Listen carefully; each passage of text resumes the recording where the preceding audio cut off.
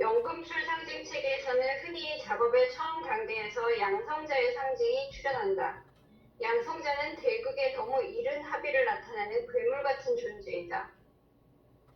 그것은 뒤에 그의 내적인 대극이 원만한 남자와 원만한 여자가 되어 화학적 결혼을 통해 융합될 수 있도록 하기 위해서 때로는 칼로 잘라서 분리되고 삶아져야 한다. 어떤 점에서 보면 양성자는 연금술 자체의 숙명을 상징한다. 연금술에서도 물질의 본질과 정신적 무의식적인 것의 본질에 대한 인식들이 너무 일찍 합쳐지거나 섞여 있었다. 두 개의 측면의 분리는 그 뒤 17세기경 합리주의적인 관점이 출현하면서 시작되었다. 그리고 그때부터 폭풍처럼 연속적으로 발전된 화학과 물리학이 거의 모든 심리학적 신화서의 상징들을 내던져버리고 언제나 직물적으로, 객관적으로 그리고 물질의 모체의 진정한 성질을 이해하고자 하였다. 이에 반해서 융은 사람들이 배척하는 양성자의 남성적 정신적 반쪽을 보살피면서 연금술의 상징 체계가 무의식적 집단 정신의 표명임을 증명하고자 노력하였다. 그러는 가운데 융은 사실 그러한 궁극적인 관계를 확신하고 있었지만 정신적인 것의 생물학적, 생리적 그리고 궁극적으로 미시물리학적 과정과에 있을 수 있는 관계를 처음에는 의도적으로 외면했다. 이러한 접근 방식의 단점은 융 자신이 강조한 것처럼 정신적인 것이 정신적인 것으로 설명된다는 데 있다. 예를 들어 물리학자가 원자의 기전을 그의 정신적인 이론 속에서 재구성할 경우처럼 다른 매개물에서 그것을 재구성할 수 있는 가능성은 없다는 것이다. 물론 이 경우 물리학자의 작업은 관찰이 관찰된 객체를 변하게 하는 한 불확실성이라는 요인에 부담을 안게 된다. 물리학의 측정이 객체에 관여함으로 관찰 수단을 관찰 대상에서 구별하지 않을 수 없고 이로써 공간, 시간, 그리고 인과성의 범주는 상대화되는 것이다. 여기서 잠깐 우리가 양성자라고 하는 건 이해를 하셨나요? 잘 이해가 안 되는데요. 양성자라는 말이 원래 자웅동체, 암수가 같이 있는 이런 생물들을 얘기를 하죠. 그래서 남성과 여성이 같이 한 몸이 되어 있는 상태, 이런 생물들을 얘기하는데 여기서 사람으로 얘기하더라도 양성을 가진 사람이라는 얘기가 되겠죠. 그렇게 되면. 그런데 동물에 따라서는 이 양성을 한 몸에 가지고 있는 동물들이 꽤 많죠. 그래서 어떤 연금술에서도 물질과 정신이 합체되어 있는 이런 상태. 여기서는 굉장히 상징적인 의미로도 쓰고 있는데 너무 빨리 이게 분리되지 않고 처음부터 합일되어 있는 상태가 어쩌면 정상적이 아니라고 보는 거죠. 일단 이게 남성성, 여성성이 분리된 이후에 이게 합일이 일어나야 되는데 처음부터 한 몸에 이 두 가지가 다 같이 있는 경우를 얘기하겠죠. 그래서 연금술의 발달 과정도 물질의 본질과 그리고 정신적 무의식적인 것의 본질에 관한 인식, 이런 것, 정신적인 것과 물질적인 것, 이게 두 가지가 처음부터 분리되지 않은 상태로 합체되어 있었다고 하는 거죠. 그런데 연금술에서도 이게 남성과 여성을 우선 구별해내는 것, 그러니까 여기서는 정신과 물질 일단 구별해내는 작업이 먼저 일어나고 그리고 나서 여기에 합일이 일어나는 건 좋은데 처음부터 이렇게 합체되어 있는 상태를 이상적인 상태를 보지 않고 있는 그런 입장에서 이 글을 쓰고 있다고 이해하면 어떨까 싶어요. 이해가 되시나요? 대충 그래요. 그런데 소립자 물리학적, 미시 물리학적 원자 세계는 정신적 현실의 본질과 매우 유사한 주목할 만한 여러 특징들을 제시하고 있다. 그래서 아마도 정신 과정들은 그 자체 밖에 다른 매개체, 즉 소립자의 세계에서 재구성하는 것이 그래도 한번 가능하지 않을까 생각해 본다.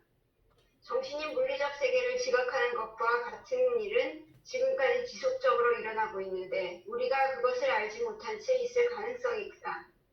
처음에 융은 정신과 물질의 병행성을 인식하지 못한 채 현대 물리학과 놀라우리만큼 유사한 개념과 사고 모형을 발전시켰다. 이에 속하는 것이 특히 보완성의 개념인데 양자 물리학에서는 입자와 파장 사이에, 심층 심리학에서는 의식의 내용과 무의식의 내용 사이에서 그것을 본다. 보완성의 유래는 더 나아가서 모든 과정을 에너지 과정으로 이해하려는 사고 모형으로 볼 수 있다. 또한 소립자의 영역과 보다 깊은 무의식층에서의 시간, 공간 사이에 일종의 상대성의 발견을 들 수 있다. 그리고 마지막에 이미 언급된 사실, 양쪽 영역에서 관찰자의 조건들이 제외되어서는 안 된다는 사실이다.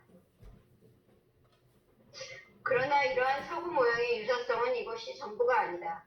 물리적 에너지와 정신적 에너지는 경우에 따라 하나이며 동일한 것의 두 측면일 수 있다는 시사가 있다. 이 경우 물질의 세계는 말하자면 영 또는 정신의 세계의 거울상처럼 나타나고 또한 정신이나 영의 세계는 물질의 세계의 거울상처럼 생각된다. 융은 1929년경 이래로 정신과 물질 사이의 직접적인 관련을 가리키는 듯한 어떤 급의 사건들을 관찰하였다. 즉 우리가 긴 시간에 걸쳐 한 개체의 꿈의 계열과 무의식적 과정을 관찰하면 우리는 비교적 흔히 그러나 산발적 불규칙적으로 다음과 같은 일이 나타나는 것을 볼 수 있다. 하나의 꿈 주제나 자연 발생적인 공상 착상이 그 개체의 물리적 환경 속에서도 외부적 사건으로 출현한다는 사실이다. 그것도 매우 비슷한 형태로 심리학적 연구로 알려진 그리고 텔레파시로서 설명되는 혹은 상징적인 의미에 따라 동일한 종류의 것이 나타난다. 예를 들면 꿈에서 자기가 검은 옷을 입은 것을 보고 다음날 부고를 받은 것과 같다. 융은 이런 사건 결합을 동시성 현상이라고 이름하였다. 내적인 사건, 꿈, 착상 사이의 결합은 인과적으로 원인과 결과 과정을 거쳐 외부 사건과 결합하는 것이 아니라 상대적 동시성을 통해서 그리고 그것을 체험하는 개체에게 동일한 뜻을 통해서 결합되는 것과 같다. 여기서 조금 이 내용이 조금 애매한데 여기 원문에는 어떤 얘기냐면 여기서 번역한 거 보면 내적인 사건 사이의 결합이라고 얘기를 하고 있는데 그 얘기가 아니고 the connection between the inner event 그리고 괄호하고 dream, fantasy, hunch and the outside event. 그래서 내적인 어떤 사건과 외적인 사건이 그 연결을 얘기를 하는 거죠. 그 내적인 꿈이나 우리가 팬터시나 헌치라고 하는 것은 보통 우리가 뭐라고 그러죠? 직감 같은 거죠.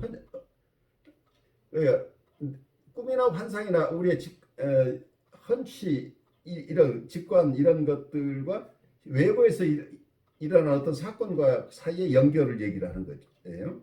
이게 동시성을 얘기를 하는 거죠. 그래 내부에 일어나는 것과 외부에 일어나는 것이 굉장히 서로 같은 의미의 것을 표상하는 경우들이 생겨난다.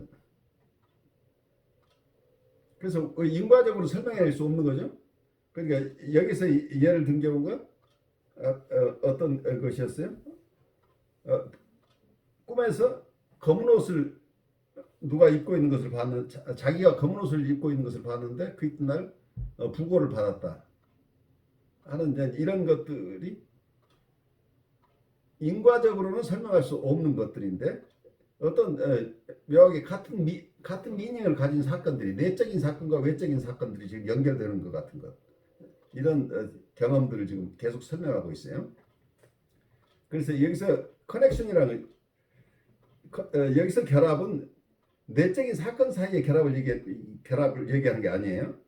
내적인 사건과 외적인 사건의 결합을 얘기를 한다. 이렇게 이해하셔야 돼요. 그런 동시성 현상은 특히 그것을 경험하는 개체의 무의식에서 원형이 특히 활성화되는 상황, 즉 물리학자라면 스스로 흥분된 상태에 있다고 할 것이다. 에서 출현한다. 그때 그것은 마치 배열된 원형이 또한 정신 밖에도 나타나는 것처럼 보인다. 융은 이것을 원형의 한계를 넘어서 가는 측면이라고 이름하였는데 이것을 통해서 원형은 물질의 세계에 다다른다. 혹은 원형이 심적으로 나타나지만 또한 더 이상 심적인 것으로만 나타나는 것이 아닐 수 있는 만큼 원형의 정신 비슷한 측면을 통해서 물질의 세계에 이른다. 그런 동시성 현상들을 과학적으로 파악하는 데 따른 어려움은 그 현상의 불규칙적인, 그래서 앞서서 미리 말할 수 없는 현상이라는 데 있다. 그 현상은 우리가 지금까지 사용해온 통계 방법과 빈도, 확률 계산법으로는 계산이 안 된다. 뉴턴 자신도 그가 벌써 오래전부터 관찰한 현상을 마침내 과학적으로 표현하기로 결심했을 때 그런 어려움을 경험하지 않을 수 없었다. 이것을 납득시키기 위해서 그는 의미가 동일한 구체적으로 확인될 수 있는 사건들을 수반하는 원형적 배열로 이루어진 예부터 알려진 현상을 어떻게 통계적으로 파악할 수 있을지 깊이 생각해 보았다. 그래서 그는 결혼 별자리에 관한 옛 점성술 전통을 선택하였다. 즉 태양, 달, 화성, 비너스 결합들을 골랐다. 왜냐하면 여기서 여러분 여기서 번역에는 태양, 달, 그 대시가 계속 이어져서 화성, 비너스 이렇게 결합이 이 네 가지가 다 연결되는 것처럼 되어 있는데 영어 책에는 달과 별이에요. 달과 태양과 달 그걸로 끊어지고 그리고 비너스, 화성과 비너스가 뭐가 수성인가요? 금성이요. 그러니까 화성과 금성의 결합 그리고 태양과 달의 결합 이 두 가지가 구별돼서 점성술 전통 우리가 점성술은 잘 모르지만 이때 태양과 달의 결합 관계 그리고 비너스 화성과 금성의 결합 관계 이런 것들을 점성술에서 의미 있는 것으로 보고 있었다는 얘기예요. 그런데 이거 네 가지가 합쳐진 것이 아니고 두 개씩 이렇게 단위로 돼 있다. 이제 이렇게 봐야 되지 않을까 싶어요. 저 재미있는 걸 들었는데 얘기해도 되나요? 네, 말씀하세요. 뭐 별로 재미있는 건 아닌데요. 제가 이런 데 관심이 많잖아요. 네, 그래서 그 별자리 잘하시는 선생님한테 3번 특강을 들었어요. 와.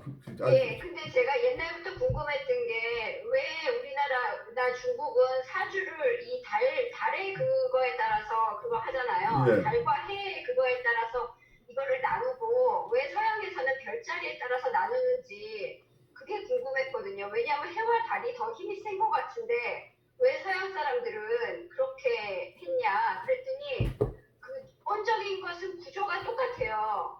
우리나라에서도 사주를 나눌 때는 글자를 10개를 쓰고 그거를 12간지로 이렇게 해가지고 그거를 조합을 하거든요. 네. 별자리도 이걸 풀어서 해보면 10개랑 12개 이게 구조가 비슷하기 때문에 그 기본적으로는 인간과 하늘의 결합을 그 관계에 따라서 인간의 인생이 어떻게 되고 그거를 아주 좀 이렇게 크게 보자고 하는 그 취지랑 이 구조 자체는 같은데 그거를 읽는 단지 해석하는 방식이 별이 더 편했던 거고 이 그리스 시대랑 이럴 때는 우리나라 중국의 옛날 고대 때는 달의 농사 그 위주기 때문에 달의 움직임에 따라서 이걸 읽는 게 편했기 때문에 그렇게 구조를 만들었다 이렇게 얘기를 들었고 하여튼 여러 가지 얘기를 들었는데 굉장히 재미있었어요.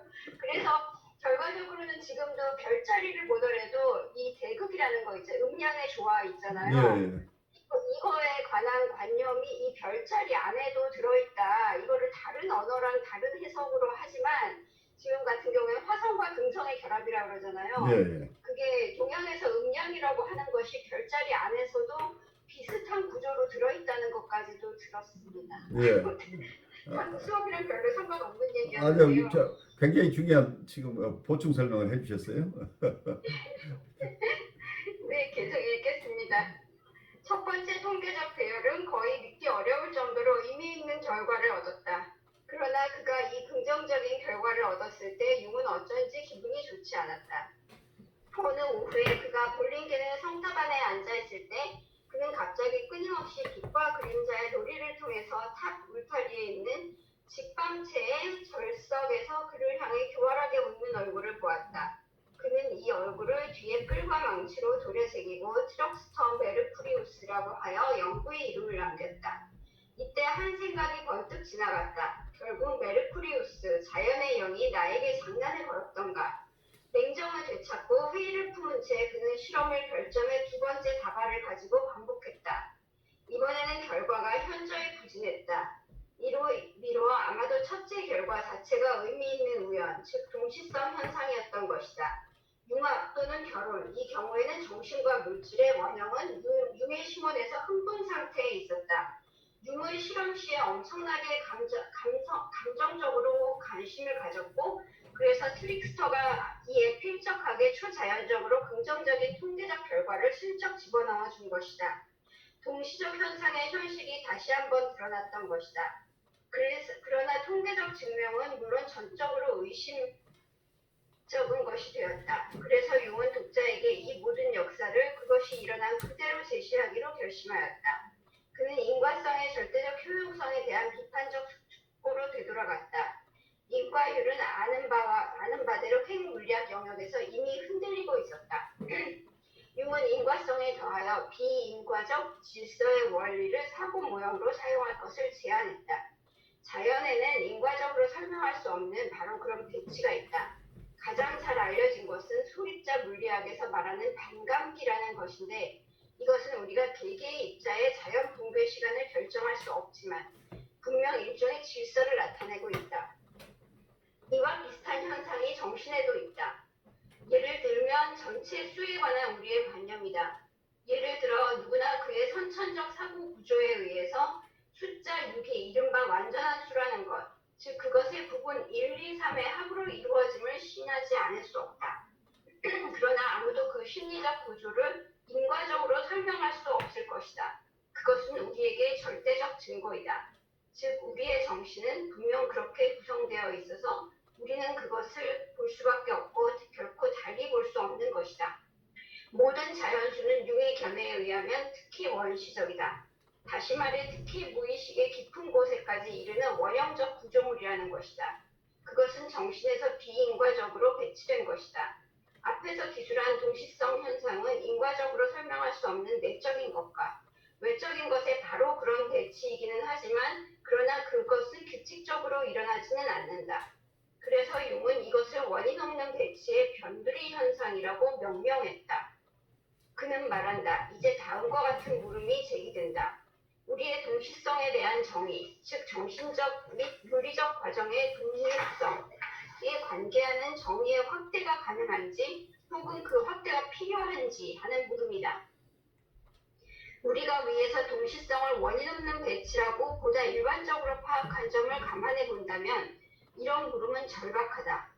이런 원인 없는 배치라는 개념 아래는 곧 모든 창조 행위 또는 예로 정수의 성질과 같은 선언적으로 주어진 것들은 현대 물리학의 불연 속성 등과 같은 개념이 귀속된다. 나는 사실 동시성이 좁은 의미에서는 일반적 비인과적 질서의 배치 가운데 오직 특수한 경우라고 보고 싶다. 그것은 동료의 정신적 물리적 과정으로 이때 관찰자는 이의 그 일시점을 인식할 수 있는 유리한 입장에 있다. 동시성 현상이나 의미 깊은 배치의 사례들에서는 그때마다 객관적 사건과 의미상의 관계를 가진 유사한 내면의 상들이 내면의 자아의 시야에 출현되는데 두 사건 부류 간에는 인과적 관계를 증명할 수 없다. 이것은 자연 자체 안에 인간 의식보다 먼저 존재하는 선언적 뜻이 존재함을 존재한다. 혹은 자연 속에 있는 형식적 요소로서 인과적으로 설명될 수 없고 반대로 인간이 해석하는 모든 의식 활동을 앞질러가는 것이다. 이 형식적 의미 요소를 융은 절대지라고 하였다. 왜냐하면 우리의 의식은 내 알에서 떠나있기 때문이다. 그것은 마치 무엇이 어디선가 어떤 방식으로든 상 같은 형식으로 알고 있는 어떤 것과 같다. 그러나 우리 자신에 의한 삶이 알미 아니다. 여기서 알고 있는이라고 하는 표현이 조금 알려져 있는 이런 개념으로 보는 게 오히려 읽기 쉽지 않나 싶어요. 그 일반적인 알미 지식이라는 건가요? 일반적인 그 인식, 일반적인 그냥 그거라는 건가요? 알려져 있는 건데 이것은 우리가 알아낸 게 아니고 이미 알려져 있는 것이라는 얘기죠.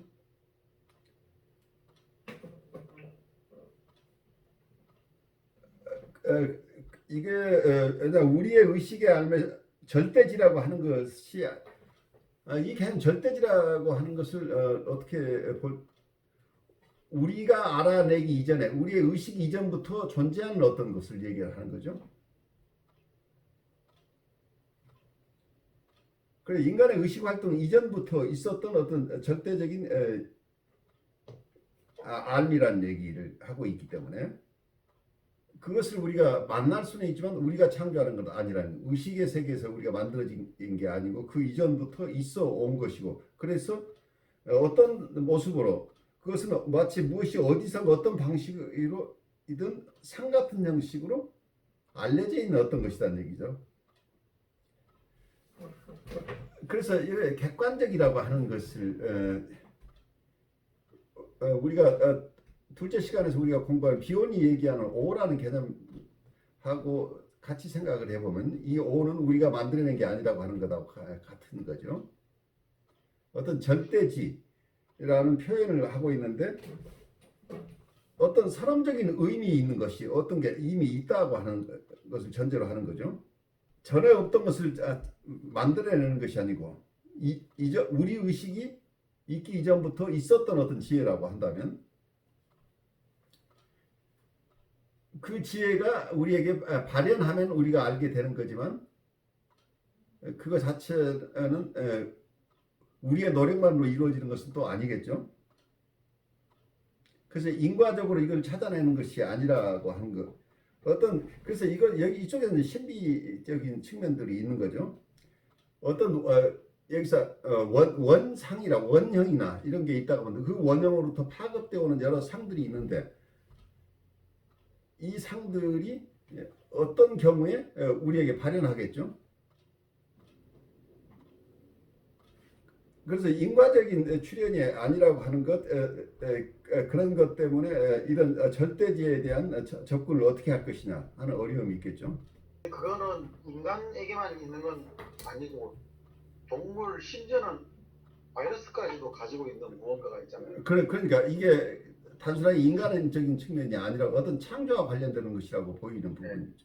그래서 우리 인간에게도 들어있는 그것이 다른 동물들과 다른 상황이 있는 것이고 다른 동물들은 언어를 쓰지 않지만은 보면은 과연 동물들이 학습을 통해서 뭔가를 배우는가 하는 의문들을 가지게 되잖아요. 그렇죠. 네, 분명히 그 참새들도 한국의 참새하고 미국의 참새가 다르거든요. 다른데 뭐가 다르냐면 랭귀지가 다르대요. 그래서 한국의 참새 우는 소리를 미국에 내면은 미국의 참새들이 반응이 없는데 같은 미국에 그것도 남부하고 또 북부하고 이렇게 같은 지역에 있는 참새들이 우는 소리 내면 반응한다고 할 때 보면은 무언가가 이렇게 터득하는 것이 있긴 한데 그걸 어떻게 터득하느냐는 우리가 사실은 밝혀낼 수가 없는데 그것처럼 우리 인간들은 언어를 쓰고 문화를 만들기 때문에 아무래도 그런 절대지라는 것이 그렇게 동물의 본능처럼 나타난다기보다는 뭔가 좀 더 고차원적이고 어떻게 보면은 영적이라고 하는 것도 성경에도 그런 얘기 나오거든요. 그 사람들이 저절로 알고 있는 신비를 찾아가는 이야기가 있다, 마음이 있다 하는 이야기인데 그 왜 그러냐고 묻는다 그러면은 창조를 얘기하는 사람은 하나님께서 그렇게 만드셨기 때문에 그렇다고 말하지만 다른 사람들 같은 경우에는 그거는 그냥 당연히 가져왔기 때문에 아무도 거기에 대해서 왜 가지고 있는지에 대해서는 말할 수가 없는 것이 되거든요. 그렇게 생각하면 아마도 그런 그 생명 자체가 가질 수밖에 없는 무언가가 여기서 말하는 절대지하고 관련되어 있지 않을까 그런 생각이. 저는 또 수업 내용을 흐리는 약간 곁다리 얘기를 또 해보면 네, 그래요. 아까 별자리 얘기랑 관련지어가지고 이 알미라는 단어가 나오니까요. 그 별자리나 타로 카드 이런 게 서양에서 굉장히 역사가 오래됐잖아요. 예. 그래서 어떤 한 사람이 물어봤을 때 타로 카드라는 거는 그림을 뽑으면 마치 그 뽑은 사람의 미래를 알려주는 것 같이 그렇게 작용을 한다고 왜 그거 어떻게 그게 작용을 할 수가 있냐 그랬더니 믿거나 말거나 목사님들도 계시면 믿거나 말거나지만 아무튼 그 사람의 얘기로는 타로 카드니 거는 하나의 도구일 뿐이라는 거예요. 이렇게 노크를 해주는 도구일 뿐이고 우리의 무의식과 이 정성술사라고 하는 무의식자의 그 속에는 자기네 미래에 대한 막연한 알미 있는데 그거를 꺼내가지고 이미지화 시키면은 자기가 그것대로 해석을 하게 된다는 거예요. 그러니까 무의식 속에 어떤 알을 자기가 꺼내서 이미지화 시키는 단지 도구일 뿐이지 그게 무슨 역할을 하는 게 아니다 이런 얘기를 했었거든요. 그래가지고 여기를 읽으면서 좀 뭐 여러 생각을 했어요. 그래요. 우리가 다 알 수 없는 것들인데 우리의 인과율에 젖어 있는 인과율에 의해서만 모든 것을 이해하는 우리의 방식 가지고는 이해할 수 없는 얘기들을 지금 계속 하고 있는 거죠. 이 동시성의 원리나 여기서 이 절대지라고 선언적인 것. 그런데 이런 개념들은 굉장히 오래된 전통을 가지고 있죠. 동서양을 막론하고 그 얘기가 명백하게 클리어하게 전달되지 않는 것이 맞아요. 지금 우리가 가진 전통적인 논리적인 방법으로서는 이해하기가 굉장히 어려운 거죠. 그래서 어쩌면 지금 융이 이해한 방식을 계속 한번 따라가 보죠. 자연 속의 이 절대지는 추측하기로는 낮은 문해 생명체의 지능적 행동과 관련을 가지고 있는 것 같다. 왜냐하면 절대지는 감각기관을 통해서 중계되는 지식, 암과는 다른 독자적인 지식이며 따라서 그 자체로 존재하는 자연 속의 지각을 시사하기 때문이다. 이와 같은 존재 형식은 오직 하나의 초월적인 존재 형식일 것이다. 그것은 미래나 공간적으로 멀리 떨어진 곳에서 일어나는 사건의 알미 증명하는 것처럼 정신적으로 상대적인 공간 또는 이에 필적하는 시간에서 즉 어떤 분명하게 볼 수 없는 공간 시간 연속성상에서 발견되기 때문이다. 규칙적으로 일어나는 비인과적 배치, 예를 들어 모든 수의 성질과 물리학의 불연 속성의 성질에서와 반대로 동시성 현상은 시간 속에서의 창조임이다.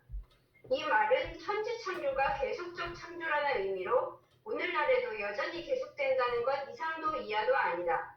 물론 창조 행위는 한편으로는 일찍부터 존재한 질서의 틀 안에서 다른 한편으로는 산발적으로 반복되는 질서의 범위 안에서 일어난다. 그런 인식의 질서의 인식은 뜻으로서 우리의 마음에 와 닿는다. 그래서 옛날의 동시성 현상은 언제나 신격의 발현이라고 파악되었다. 혹은 중국에서는 도의, 즉 우주적 의미의 출현이라고 간주되었다. 그러면 여기서 교수님 말하는 상대성이라는 것이 진짜 저는 그거를 정확하게는 잘 모르겠지만 그 아인슈타인의 그 상대성이라는 그런 개념하고 막연하게 이게 그러니까 시공간이 어떻게 시와 공간이 따로가 아니라 이 시 공간이 무너져 있는 상태 이제 이런 그래서 상대성이라는 의미로 쓰고 있지 않나 싶어요. 예. 1967년 나는 역경의 수 질서와 유전자 코드의 수 질서가 동일하다는 사실을 발견했다. 이 사실은 수가 사실 우누스 문두스 하나의 세계의 기본 발현임을 시사하는 것 같다.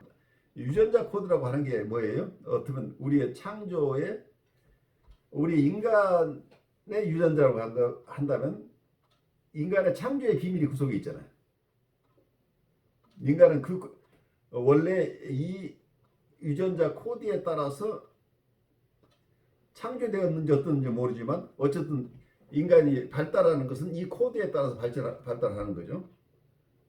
그렇다면 이 역경에서 나온 역경의 수 질서라 이 수에 대한 그 질서가 만약에 신뢰할 수 있는 거라고 한다면 우리의 인간에게 있는 유전자 코드와 마찬가지로 이 우주의 하나의 청사진이라는 우주의 창조 원리라고 만약에 창조를 전제로 하지 않는다면 우주의 운용 원리라는 얘기까지는 할 수 있겠죠.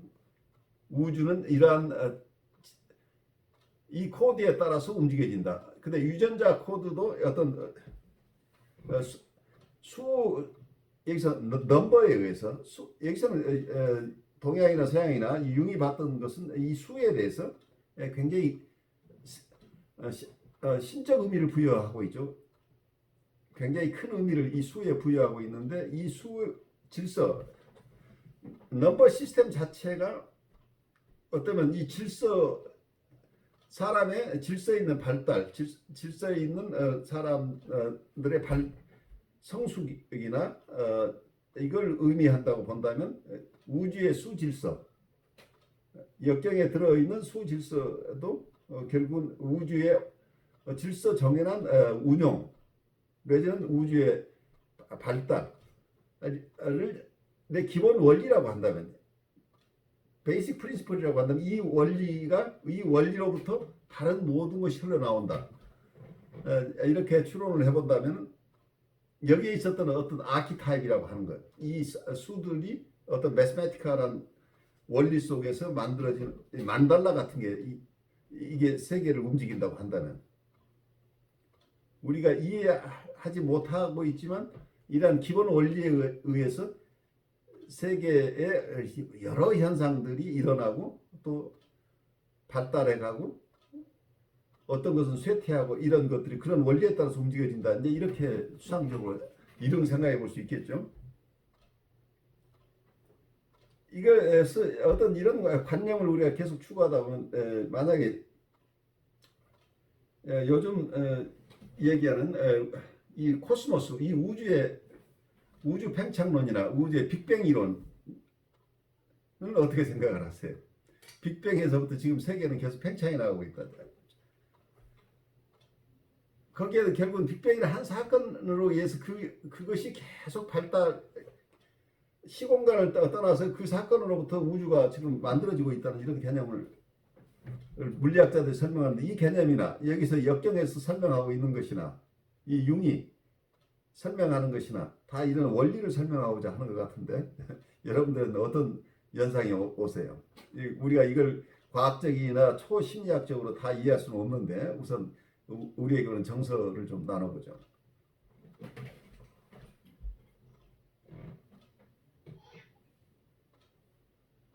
저는 이것도 제가 자꾸 얘기해요. 이것도 나름대로의 사이언스라고 생각하거든요. 이거를 믿느냐 안 믿느냐가 아니라 아까도 10자리, 12자리라고 한 것처럼 옛날에 그 막연하고 믿을 게 없고 이런 과학적인 것이 없었던 시절에 나의 인생을 이해하고 싶고 이 천지원의 조화를 이루고 싶어갖고 이 수 개념, 이게 12자리를 나눈 것처럼 그 수 개념으로 인간의 삶을 이해한 게 동서양의 어떤 그런 거에 주역이랑 이런 거에 배경이 된 거잖아요. 예.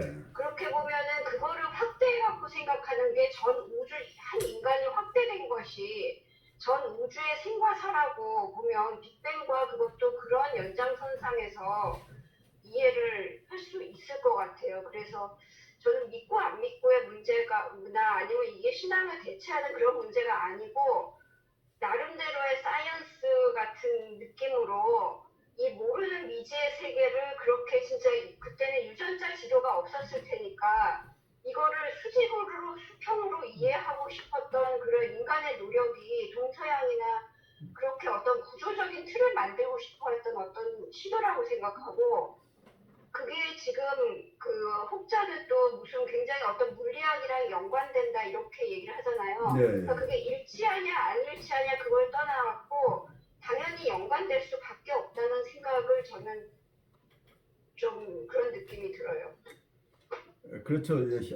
현대 굉장히 자연과학적인 것처럼 우리가 이해를 하고 있지만 그 속에는 이런 과거의 전통적인 요소들이 우리 과학자들한테도 다 영향을 미치고 있겠죠. 그래서 현대 정신분석이나 심리학을 공부하시는 분들에게도 과거로부터의 전통에서 오는 이 초심리학적인 이해, 이런 것들이 다양한 형태로 영향을 미치고 있죠. 그런데 그것을 굉장히 자연과학적인 측면에서 이해하려고 하는 분들은 그런 전통과의 관계를 단절을 하고 어떤 스피리추얼한 부분이나 우리가 신비적인 요인이어서 우리가 잘 이해할 수 없는 인과 법칙을 떠난 것들은 제외한 것을 가지고 이론 구성을 하시는 분들이 있고, 이것을 통합해 내고자 하는 용 같은 분이 있고, 이렇게 차이가 난다 이렇게 이해할 수 있겠죠. 그건 굉장히 지난한 작업인데 이분들은 이걸 놓지 않고 있는 것이고 어떤 프로이디안 라인 쪽에서는 이런 신비적인 요소는 가급적 제외시켜서 인과의 법칙에 의해서 우리가 이해할 수 있는 것만 가지고 정신분석을 구성하고자 하는 거죠. 근데 그 저기 흔히 말하는 고전적인 과학이라든지 고전적인 심리학 자체는 보면은 그 다이나믹한 것보다는 오히려 고정되어 있다는 개념 속에서 많이 이야기 된다고 봐지거든요.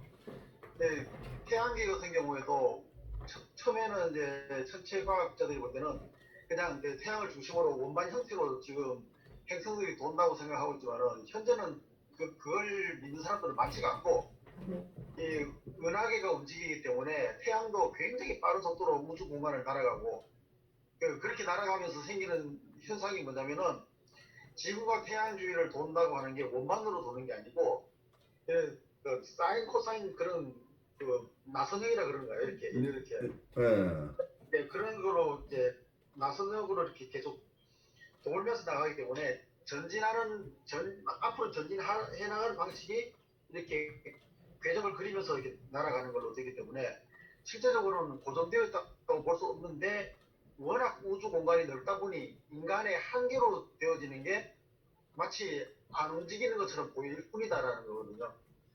그런 걸 제가 해보면은 지금 많은 과학자들은 그렇게 모든 것이 움직이고 있을 때 그러니까 똑같은 것이 단 한 번도 존재하지 않는다라고 생각하고 그걸 나름대로 또 그 수학으로 또 해석해 나갈 때 결국은 이게 인과적인 세계가 아니고 우리는 알 수 없는 세계를 살아가고 있다 이렇게 결론이 나가더라고요. 그래서 우리는 한 번도 같은 자리에 있은 적이 없다는 거죠.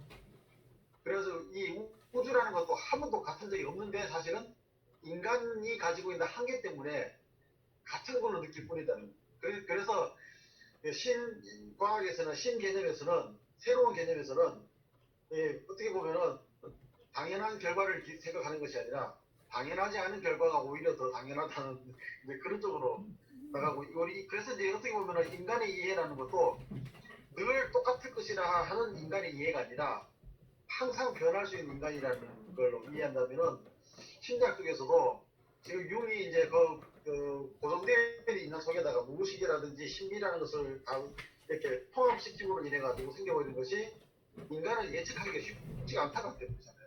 그렇죠. 네, 그렇게 나가면은 결국은 그거는 우리는 고정된 어떤 틀로서의 인간을 이해하는 것이 아니라 결국은 다이나믹한 관계로서 이해할 수밖에 없다는 그런 방향으로 나갈 수밖에 없고 빅뱅이라는 것도 그렇지 않습니까? 빅뱅은 한 번도 제자리에 멈춘 적이 없고 계속 우주는 어딘가를 향해서 날아가든지 아니면은 뭐 이 우주의 역사의 끝에서는 다시 슈링크 된다라고 이야기하는데 그걸 수학적 계산에 가면은 그 슈링크 되는 그 시간이 굉장히 짧은 몇 초 안에 이 큰 우주가 갑자기 이게 슈링크 된다 그러더라고요. 콜랩스 된다는 얘기죠.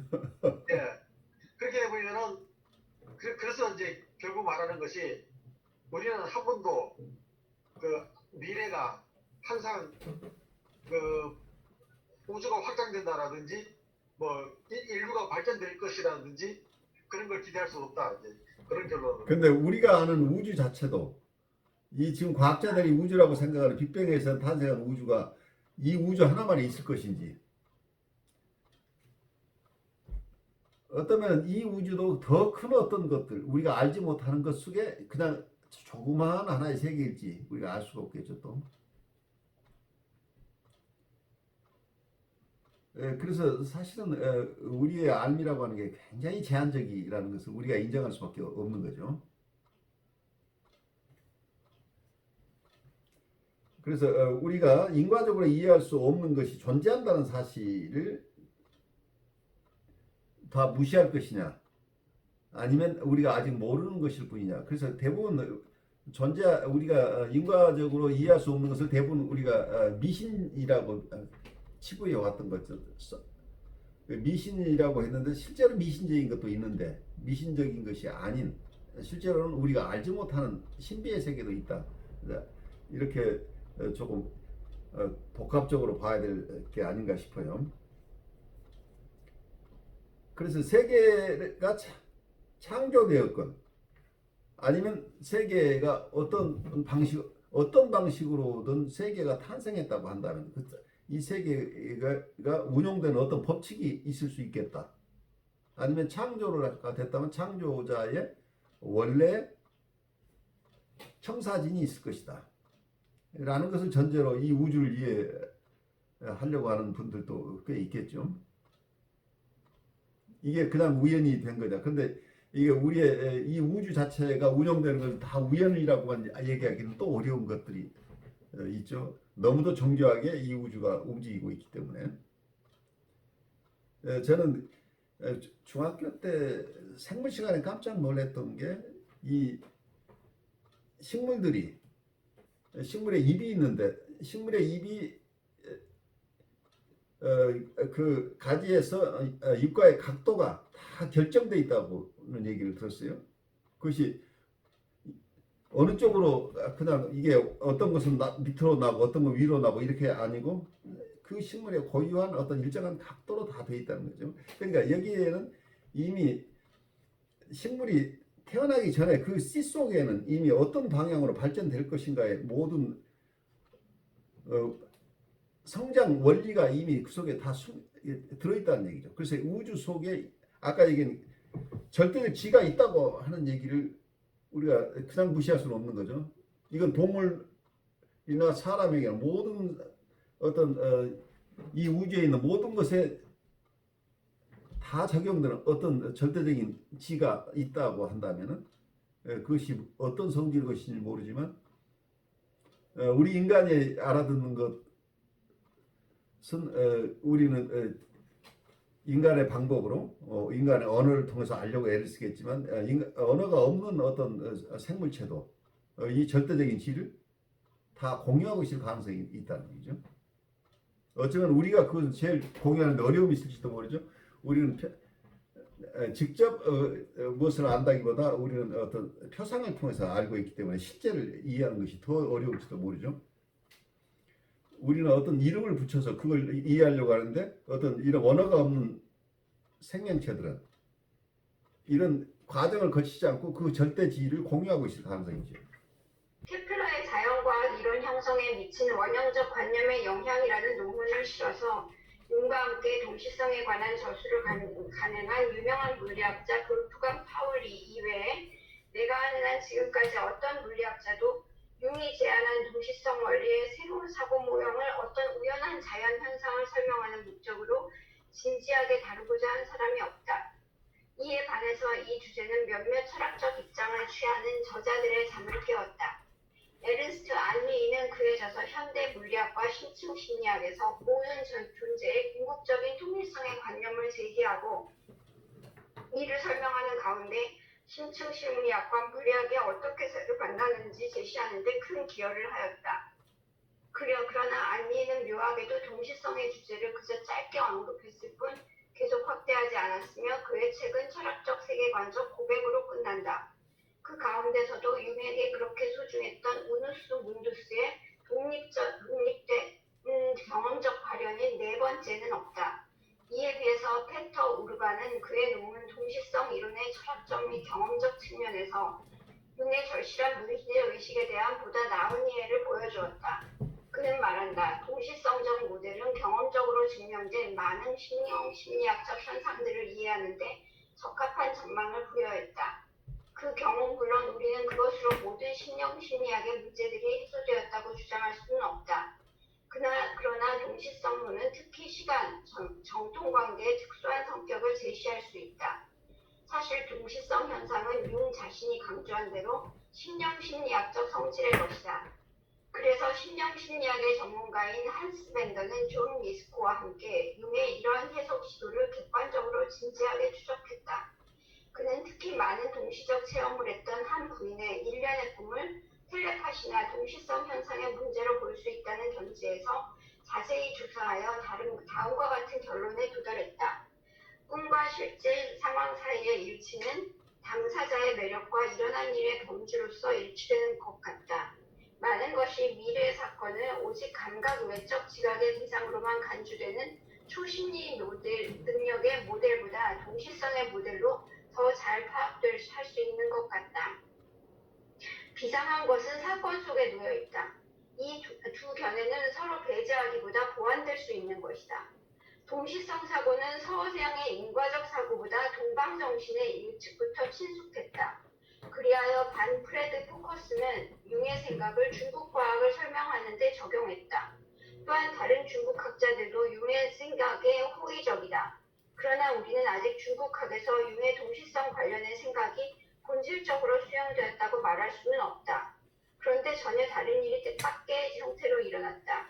미국의 히피와 최근에는 유럽의 몇몇 히피권에서 역경, 중국의 변환에서가 새로이 발견되었고 신탁 기법으로 자주 이용되었던 것이다. 여기서 중국의 변화는 여기서 역경이 새로이 발견되었다기보다 이러한 미국의 히피와 유럽의 몇몇 히피권에서 역경을 새로 발견했다 이런 얘기죠.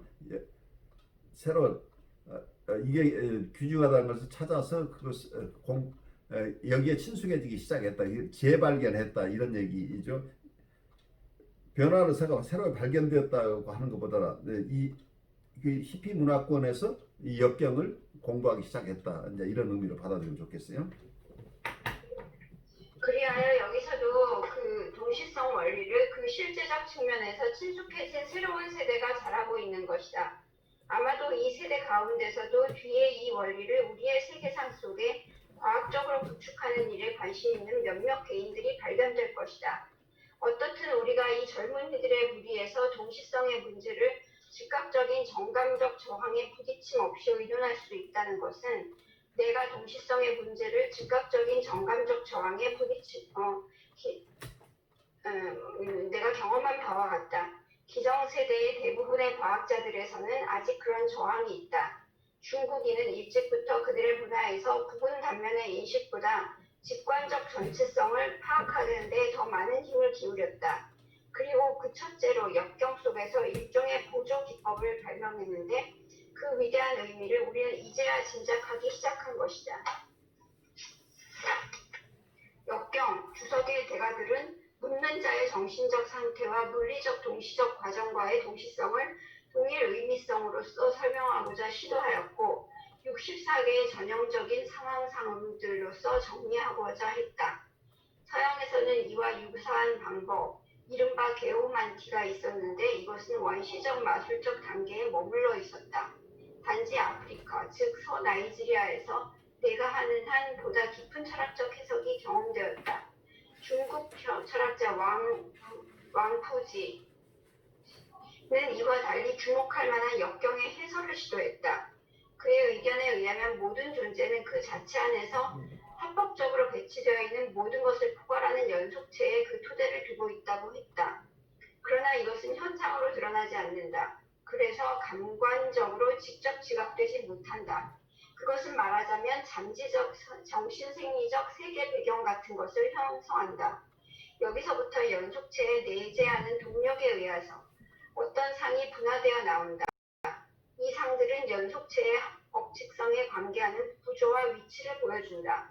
그것들의 법칙성, 즉 그것들의 질서 지워진 것을 통하여 상들은 또한 수의 세계에 관여하고 그래서 수의 절차를 통해 파악될 수 있다.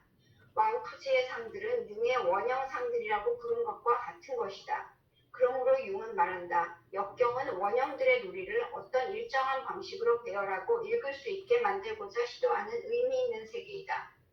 외부 세계의 사건과 내면적 상황 사이의 중개 역할은 이 경우 숫자에 귀착된다. 우연의 본질에 적합한 방법은 수를 헤아리는 것이다. 예부터 인간은 의미 있는 즉 해석 가능한 일치를 확인하기 위해 수를 사용했다. 수는 특별한 것, 우리는 그것을 어떤 비밀에 찬 것이라고 말해도 좋을 것이다. 우리는 그것이 지닌 루미노제의 후광을 결코 박탈할 수 없을 것이다. 모든 수열은 뜻밖에도 동일한 단위들을 나란히 배열하는 것 이상의 것이다. 그 안에는 수학 전체가 들어있고 앞으로 그곳에서 발견하게 될 모든 것이 들어있다. 수와 동시성은 이미 예전부터 결합되어 있다. 둘은 루미노제와 비밀을 공동의 성질로 지니고 있다. 혼돈스런 다양한 현상에 질서를 부여하기 위해서 가장 먼저 돕는 것이 수이다. 수는 질서를 형성하기 위해 또는 이미 존재하는 그러나 아직 알지 못하는 규칙성, 다시 말해 질서 지워진 것을 파악하기 위해 마련된 도구이다. 그것은 아마 인간 정신의 가장 원시적인 질서의 기초 원리일 것이다. 그러므로 우리가 수를 심리학적으로 의식화된 질서의 원형이라고 정의해도 지나치게 대담한 추론이 아니다. 주목할 것은 무의식에서 자연 발생적으로 산출되는 정신적 전체상, 상 또는 자기의 상징은 만다라 형태로서 수학적 구조를 지니고 있다는 사실이다. 이 형상은 질서를 표현할 뿐 아니라 또한 질서 지우는 작용을 한다. 이것으로 미루어 무의식 자체 또한 질서의 요소로 수를 이용하고 있음을 알 수 있다. 여기서 예. 이것으로 미루어 무의식 자체 또한 질서의 요소로 수를 이용한다. 그래서 이게 오더링 팩터라고 얘기를 하고 있는데, 그 무의식이 수를 사용하고 있다 이렇게 표현하고 있는 거죠. 그리고 아까 처음 얘기한 것 중에 우연의 본질에 적합한 방법은 수를 헤아리는 것이다. 근데 영어 책에는 이걸 뭐로 표현하고 있냐면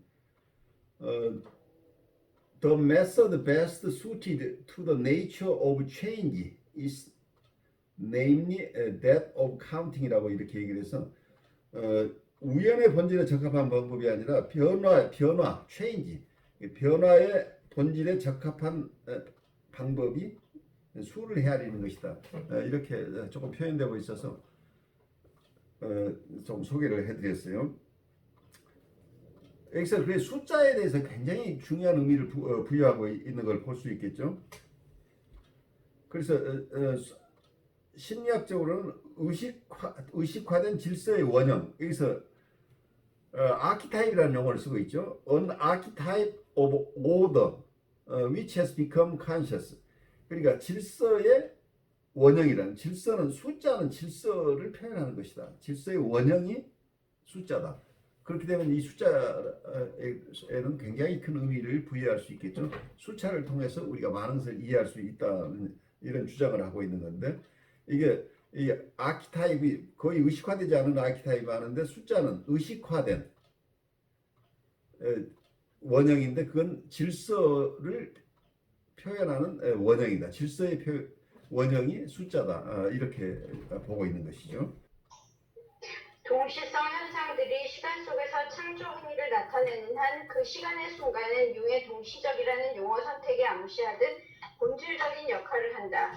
그래서 사실은 또한 동시성을 파악하는 도구인 수가 시간에 대해 어떤 관계에 있는지 파악해 줄 수 있을지 모른다. 이 관계는 서양의 수사 변학에서도 오랫동안 어떤 역할을 해왔으나 근래 중단되고 말았다. 이와 달리 중국 문화에서 이 관계는 처음부터 좀 다르게 이해되었고 주목할 만한 형식으로 확대되었다. 중국인의 관점에서 시간은 결코 그 속에서 일어나는 사건들을 위한 공허한 틀이 아니고 그 성질과 내용상으로 규정지을 수 있는 형식의 연속적인 흐름이다. 어떤 일정한 순간에 일어나는 모든 사건들은 같은 성질에 관여한다. 그 사건이 하나이고 동일한 순간 상황의 지수이기 때문이다. 이것으로 우리는 그것이 판독할 수 있는 상을 우리에게 제공한다고 가정한다. 시간은 그렇게 하나의 구체적인 연속체가 된다. 이 연속체에는 상대적인 동시성으로 여러 장소에서 인과적으로 설명할 수 없는 유래를 나타낼 수 있는 특질 또는 기본 조건들이 들어있다. 예를 들면 마치 같은 생각, 같은 상징적 또는 같은 정신 상태가 여러 다른 곳에서 동시에 나타나는 경우, 그리고 그 밖의 동시적 현상의 경우와 같다. 중국인의 견해로는 만물의 우주적 통일체의 여러 다양한 측면들은 수로 표시된 각 변환 단계에 따라 유형적으로 나타난다. 다른 말로 중국에서 수는 시간에 따라 변하는 시간 변수적 구조를 나타낸다. 혹은 우주 전체 내부의 내적 외적 요인들의 앙상블이다. 수는 구체적으로 군집 양태를 보여준다. 그것은 전체 우주의 궁극적인 수학적 기본 계획을 반영한다. 이와 같은 수에 대한 기본 이해로부터 출발하여 중국인은 수를 동시성 현상의 직관적 파악을 목적으로 사용했다. 책의 마지막 무렵에 융은 자연수의 본질에 관한 연구에 집중하리라고 계획하였다. 그 속에서 그는 영의 원형적 구조를 보았고 가장 근원적이고 원시적인 징후, 다시 말해 정신 역동을 보았다. 그는 정수의 최초의 몇 가지 수의 개별적인 수학적 성질을 기록했다. 그러나 그의 계획은 완수될 할 수는 없었다. 나해져서 시간과 수에서 나는 한 걸음 더 탐구하여 사람이 수를 어떻게 정신적 물리적 에너지의 공통된 원형적인 운동 형태로서 이해할 수 있는지를 제시하고자 했고, 이를 통하여 정신적인 요소와 물리적 요소들이 동질의 형태를 가지고 있다는 사실이 판명될 수 있도록 시도하였다. 그러나 이것은 다만 탐색적인 시작에 불과하고 전문가들에 의해서 계속 추구되어야 할 것이다. 융은 우리가 집단적 무의식의 가장 밑바닥층에서 한 조각 미지의 자연을 만나게 된다고 가정했다. 모든 것이 들어있는 자연, 그러니까 물질을 포함한 미지의 것, 그곳의 정신의 동물적 또는 본능적 단계에 있는 것들의 전의식적 측면이 발견된다. 그리고 인간의 이층을 활성화함으로써 동시성 사건들이 가장 흔하게 관찰된다. 2층에서 정신은 마치 물질의 성질처럼 나타나거나 혹은 물질이 마치 정신의 구체적 측면처럼 나타난다. 그러나 정신적 현상은 임의로 할 수 있는 것이 아니기 때문에 존재의 비밀에 이르는 통로는 하나일 뿐 아니라 적어도 둘이어야 한다. 즉 한편으로 물질적 사건, 그리고 다른 한편으로는 정신적 반영이다. 이 경우 일찍이 무엇이 무엇을 반영하는지 결정하기는 거의 어렵다. 동시성 사건들에서 가장 본질적이며 아마도 인상적인 것은 그 사건들 속에서 시몬과 물질의 이원성이 지향되어 나타난다는 사실이다. 이 사실 속에 동시성 사건들 고유의 누미논제가 나타난다. 그러므로 동시성 사건들은 모든 존재의 궁극적인 통일체를 경험적으로 제시하고 있다. 이것을 융은 중세의 자연 철학에 의거해서 우누스 문두스라 명명하였다. 중세 철학에서 이 개념은 잠재적으로 신의 영 속에서 미리 존재하고 있는 창조의 설계도를 말한다. 이 설계도에 따라 신은 뒤에 창조를 완수했던 것이다. 이것은 예를 들어 존 스코푸스 에리 우게나에 의하면 신의 싹트게 하는 힘 혹은 종자의 힘이며 모든 존재, 비존재 너머에 있는 무에서 수없이 많은 형태들로 옮겨가는 것이다. 이 창조적 이행을 신은 그의 아들 또는 이를 통해 그가 자기 자신을 알게 되는 예지, 사피엔치아를 통하여 완수한다.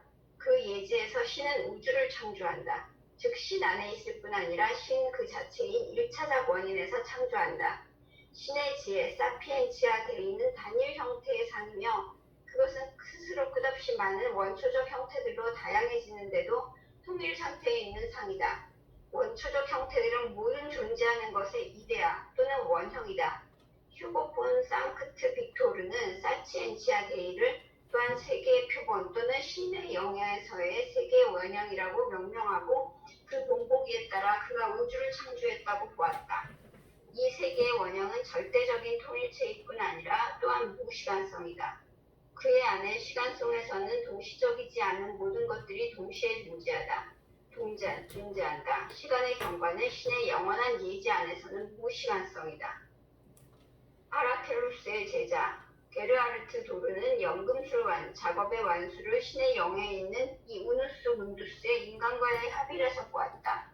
왜냐하면 연금술사들의 메르쿠리우스는 마찬가지로 이 우누스 문두스 그 자체, 세계의 또는 존재의 분별없는 통일체이기 때문이다. 융은 이와 같은 중세의 사변 속에서 집단적 무의식의 개념을 앞지르는 관념을 보았다. 경험에 따르면 집단적 무의식에서는 다소간 모든 것이 통일체로 용해되는 것 같다. 물론 인간의 몇 가지 개별적 표상들을 배치하기 위해 그곳에 몇몇 원형들이 형성되어 되지만 그러나 집단적 무의식의 총체적인 통일적 질서는 특히 만다라 상징에서 눈에 보이듯 명시된다. 만다라는 그것의 중심을 통해서 모든 원형들의 최후의 통일체이자 현상계의 다양성을 상징하며 그래서 형이상학적 문두스 개념에 대한 경험적 유래를 형성한다. 연금술적 유래는 돌과 그의 동이어 특히 소무주의다. 그런데 역경의 중국적 표상체계에서는 신탁의 밑바닥에 이중의 존재 질서가 있다. 즉 무시간적인 태고의 하늘의 질서의 만다라 그리고 순환적 시간을 산출하는 세계 내면의 좀 더 새로운 하늘의 질서의 만다라의 바퀴이다. 또한 다른 곳에도 그런 이중 만다라가 있는데 그것은 우누스 문두스의 무시간성과 그의 시간 속에서의 관섭을 동시성 사건들로서 그림으로 표현한 것이다. 그러나 바퀴는 이때 이가 꼭 맞지 않는다. 이것은 아마 무시간적인 세계와 시간적인 세계의 비교 불가능함을 나타내는 것 같다. 그런 이중만다라는 특히 동시성 원리를 명시하기 위해 구성된 것 같다. 이중만다라는 의식과 무의식의 보다 깊은 층 사이의 문턱 또는 변두리 현상임을 가리키고 있다. 만다라가 우누스 문두스의 심리학적 상응을 나타낸다면 동시성 현상은 경험적으로 궁극적인 세계의 통일을 가르치키는 하나의 심령심리학적 상응을 형성한다. 결국 사건으로 일어나는 모든 것은 하나이며 동일한 세계에서 일어나고 그 세계에 속한다.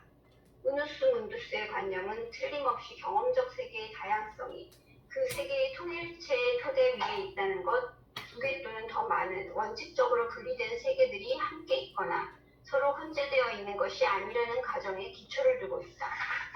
이 견해에 따르면 오히려 모든 분리된 것 그리고 다양한 것은 하나이고 동일한 세계에 속한다. 이 세계는 물론 감각으로 볼 수 있는 세계가 아니고 하나의 요청이다. 그 요청의 개연성은 우리에게 잘 알려진 자연 법칙이 소용없는 세계는 지금까지 발견될 수 없었다는 사실로 확고해진다. 존재하는 것은 우리의 인식 범위를 넘어서기 때문에 우리는 존재의 총체적 성질에 관한 어떤 방식으로든 말할 수 있는 상황에 있지 않다. 소립자 물리학은 물질에 알려지지 않은 것 속을 탐색하고 콤플렉스 심리학은 정신에 알려지지 않는 것 속을 탐색한다. 그러나 오늘날 우리는 경험적인 현상이 초월적인 배경에 토대를 두고 있다는 것만은 확실히 알고 있다. 소립자 물리학과 이른바 심층 심리학 공동의 배경은 물리적인 동시에 정신적이고 그리고 둘 중에 어느 하나가 아니고 오히려 세 번째 것, 하나의 중립적인 성질인데 이것은 기껏해야 암시적으로 파악될 뿐이다. 그것이 그 핵심에서 초월적이기 때문이다. 이 초월적인 정신물리적 배경은 그 속의 경험적 현상의 형태를 결정하는 모든 저와 같은 조건들이 장착되어 있는 한 잠재적 세계에 해당된다. 우누스 문두스의 체험을 도르는 영원에 이르는 창 또한 영원한 세계에 이르는 공기 구멍의 열림이라고 기술하였다.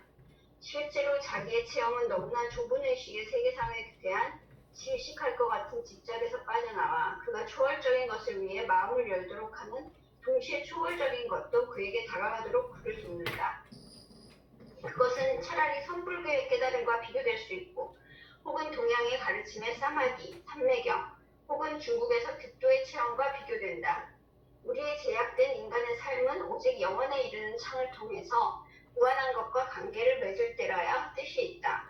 그러므로 융은 그의 회상에서 말한다. 오직 무한한 것이 본질적이라는 것을 내가 알 때라야 나는 부질없는 것, 결정적인 의미가 없는 것들에 관심을 두지 않게 된다. 사람은 이미 이승의 삶에서 무한한 것에 맺어져 있음을 이해하고 느낀다면 삶에서의 욕구와 태도가 변화한다. 궁극적으로 사람은 오직 본질적인 것 때문에 가치가 있다. 본질적인 것을 가지고 있지 않다면 그는 헛산 것이다. 다른 인간과의 관계에서 결정적인 것은 그들 안에서 무한한 것이 말을 하는가 하는 것이다. 그러나 무한한 것에 대한 감정에 도달하는 것은 오직 내가 극도로 제약되어 있을 때이다. 인간의 가장 큰 제약은 자기이다. 자기는 다음과 같은 체험에서 자신을 드러낸다. 나는 그저 그뿐이야. 오직 자기 안에서 나의 극도로 좁은 제약을 의식해야만 무의식의 무한성에 맺어질 수 있다. 이 의식성에서 나는 동시에 제약되면서 영원함을 경험한다. 하나로서 그리고 다른 것으로서 그러므로 도든에게 자기의 인식은 영원에 이르는 창을 통해 바라보는 것인 동시에 돌 속에서 고유한 본질의 고정함을 의미한다. 하나의 끝없는 확대이면서 동시에 가장 좁은 제약이다. 자기의 상징인 안트로포스상에서 모든 인간의 배경의 통일성이 특히 강조되는 반면 만다라 상징과 현자의 돌의 상징에서는 모든 존재의 통일성이 더 전면에 있다. 하나 볼 수 없는 세계의 배경으로서 우누스 문두스의 통일성은 이 우누스 문두스 본래의 체험은 과거에는 거의 언제나 죽음의 순간에 또는 죽음 뒤에 일어나는 사건이기를 소망했다. 그래서 어떤 고대 이집트의 죽음 의식은 감동적인 말로 사자가 우주의 모든 신들과 모든 진리와 어떻게 하나가 되는지를 그래서 그것에서 세계가 창조된 원초적 아버지는 태초의 태양 그 자체가 되는지를 묘사하고 있다. 죽은 자들은 그 다음에 모든 거친 물질적인 대상을 힘들이지 않고 투과하여 모든 형상들 속을 들고 날 수 있다. 중국의 도교에서는 이것을 하는 자는 우누스 문두스와 하나 된 자이다. 그는 공중과 구름 위를 달린다. 그는 태양과 달을 올라타고 세상 저편을 소유한다. 생과 사는 그의 자기를 변화시킬 수 없다. 그는 가장 내면의 자연의 본질을 자기의 것으로 만들고 경계가 없는 그곳으로 옮겨가기 위하여 원초적 힘의 변환에 따라 움직여 갈 줄 안다. 융 자신도 이 비슷한 일을 한 번 경험했다. 사고로 인해 심장과 폐경색에서 수주간 죽음의 언저리를 떠돌 때였다.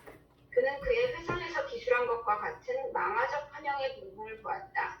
그는 지구 위의 높은 공간에 떠있는 경험을 했다. 우주에서 그는 떠다니는 돌을 보았다. 그것은 돌 하나로 이루어진 사원이었다. 그가 그 사원에 가까이 가자 그는 마치 모든 지금까지의 것이 나로부터 떨구어지는 것 같은 느낌이었다. 모든 내가 마음먹은 것, 내가 원했거나 생각한 것, 모든 끊임없이는 지상 현존재의 환상들이 나로부터 떨어져 나왔다. 내가 요구하거나 원한 것은 아무것도 없었다. 말하자면 나는 객체적으로 존재했다. 나는 내가 살아온 그것이었다. 사원에서는 현실에서 나와 더불어 있던 사람들이 그를 기다리고 있었다. 그 일에 대해서 나는 현실에 속했다. 계속되는 환영에서 그는 신격의 거룩한 결혼을 체험했다. 나는 내가 거기서 어떤 역할을 해야 했는지 잘 몰랐다. 결국 나는 그것 자체였다. 나는 결혼이었다. 그리고 나의 기쁨은 축복된 결혼의 기쁨이었다. 커다란 절망과 고통을 겪은 뒤 비로소 용은 다시 세속적 존재의 제약에 적응할 수 있었다. 그가 이 환영들에서 기술하는 것은 우누스 문두스의 감정 체험이다. 이 감정 체험에서 모든 시간 속에 일어나는 모든 것이 무시간적 객관적 통일체로 모아져서 체험되는 것이다. 우리 대장정이 끝났는데 여기 제목 자체가 하나의 세계라는 얘기를 하고 있죠. 우누스 문두스라고 하는 게 중세적인 개념인데 우누스 문두스가 라틴어로 원 월드라는 얘기, 하나의 세계. 그 통일된 하나의 세계가 어떤 면은 우리의 동양 속의 이거 하나의 도라고 얘기를 할 수 있겠죠. 어쩌면 동양 속의 양과 음의 결합, 음양의 조화, 음양의 융합, 이런 것들, 이 도, 이걸 하나의 세계,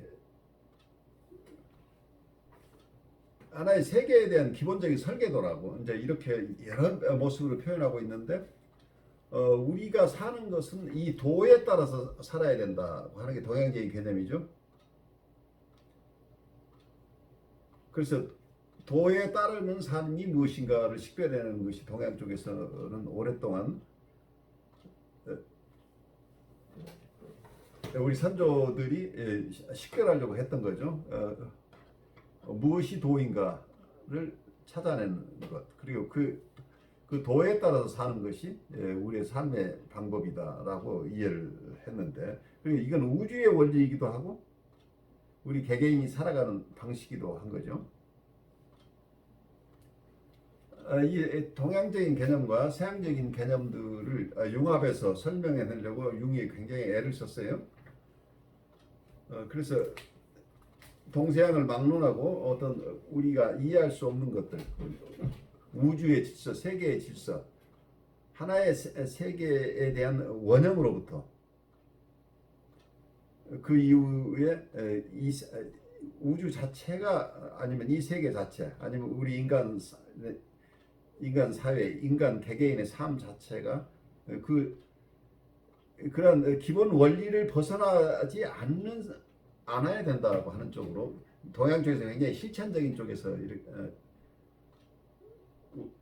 어떤 실천 도덕적인 측면에서 도를 얘기하는 경우가 많았는데, 그걸 이제 신비적인 쪽에서 또 도교 쪽에서 신선 어떻게 하면 우리가 득도에서 불교나 아니면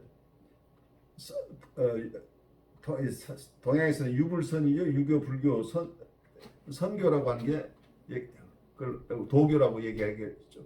도교나 유교나 불교나 다 신비적인 측면들을 쉐어하고 있는 부분이 있는데, 이런 부분들을 서양에 있었던 융이 특히 이 역경을 굉장히 열심히 공부했었다고 하는 게 아주 인상적이죠. 그 속에 나타나는 숫자에 대한 개념들, 이 개념들이 굉장히 체계적이고 인간의 정신들 그리고 어떤 우주의 이치를 깨치는데 굉장히 중요한 어떤 서적이라고 이해하고 그걸 이해하려고 애를 쓰고 서양의 연금술의 전통과 이걸 접목시키려고 애를 썼던 것 같아요.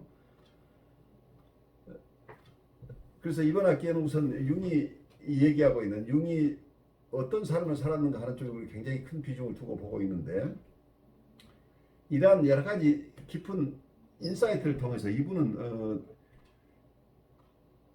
실제 사람들의 관계에서 자기가 터득한 이러한 깊은 영성적인 혹은 스피리추얼한 애스펙트들 그리고 통일적인 인간에 대한 이해 이런 것들을 실제로 임상심리 쪽에서는 어떻게 적용하고 있는가 하는 조금 프랙티컬한 쪽에서 이분을 또 공부를 할 필요도 있겠다고 싶은데 다음 학기에서 우리가 실제로 융의 이런 깊은 사상을 배경으로 사람을 돌보는 구체적인 방법 우리가 융 이론도 굉장히 많기 때문에 우리가 다 커버할 수는 없는데 그래서 융이 얘기했던 융의 정신 분석을 우리가 이해할 수 있는 책을 하나 선정해서 같이 공부하면 좋을 것 같다는 생각을 하고 있는데 세 분 생각은 어떠세요? 우리가 굉장히 어떤 초심리학적인 것을 얘기를 했는데 프랙티컬하게 이것을 어떻게 적용할 것인가 하는 것도 굉장히 중요할 것으로 보이는데 먼저 마지막에 말씀하신 것 저는 그 좋은 것 같습니다. 어떤 융의 어떤 정신 분석에 대해서 좀 이 책을 읽으면서 굉장히 모호해진다면 모호해질 수도 있고 또 기존의 융을 알아왔던 것에 대해서 또 한 번 더 좀 생각이 좀 흐트러진다는 생각도 있고 그러면서 다음에 좀 더 프랙티컬한 부분에서 융을 가지고 접근했으면 또 좋겠다는 이런 생각이 드는데 거기서 저도 괜찮은 것 같습니다. 네 좋습니다. 그리고 이제 오늘 이번 이 챕터를 읽는 것을 저도 쭉 보면서 저는 어떤 동시성이라든지 그런 언급을 보면서 저는 어떤 하나의 개념을 통했을 때 이것이 어떤 하나의 사실적인 어떤 팩트, 사실적인 언어와 은유의 언어의 차이가 아닐까 생각하거든요.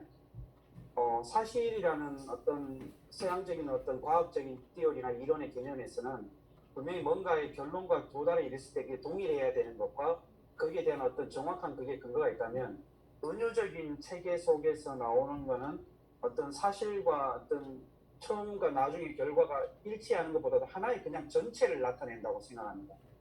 그래서 이러한 부분에서 접근했을 때 저는 그 은유적인 측면에서 봤을 때 어떤 뭐 신청 심리학이라든지 신령적인 어떤 그런 부분에서 처음에 이 챕터를 시작할 때 읽었을 때 어떤 검은 옷을 입었을 때 그게 나중에 북어로 돼서 날아왔던 그런 것들은 실제적인 사실적인 언어로 봤을 때는 정확하게 그게 대해서 증명할 수 없지만 우리가 은유적인 어떤 개념의 어떤 언어로 접근하고 사고를 봤을 때는 그게 시간과 공간에 저는 초월한다고 생각합니다.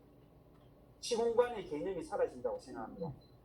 그랬을 때 우리가 여기서 꼭 나오지만 어떤 꿈이라는 것 자체도 저는 생각하기를 꿈이라는 개념 속에서는 어떤 시간과 공간의 개념을 벗어난다는 거죠. 왜냐하면 그 꿈이라는 것을 통해서 이미 내가 우주 속에 가 있고 또 우주도 내 속에 들어와 있고 그 개념을 넘어서서 그 어떤 하나의 통일성과 거기에서 주는 어떤 보이지 않는 언어 속에서 거기에 대한 어떤 메시지라든지 그런 것들을 분석해 볼 수도 있는 거고 또 따를 때 어떤 명상이라는 것들을 통해서도 이 명상이라는 자체가 어떤 이론이나 어떤 법칙과 개념에 의해서 이루어진다보다도 저는 이 명상을 통해서 시간과 공간을 초월해서 그 초월한 개념들이 이미 내 안에 다시 들어온다는 것으로 또 저는 받아들이고 그것을 또 느낄 수가 있거든요. 우리가 마지막에 어떤 도를 이야기했을 때도 제가 생각하는 어떤 도의 개념이 어떤 거냐면 우리가 분명히 도라는 것은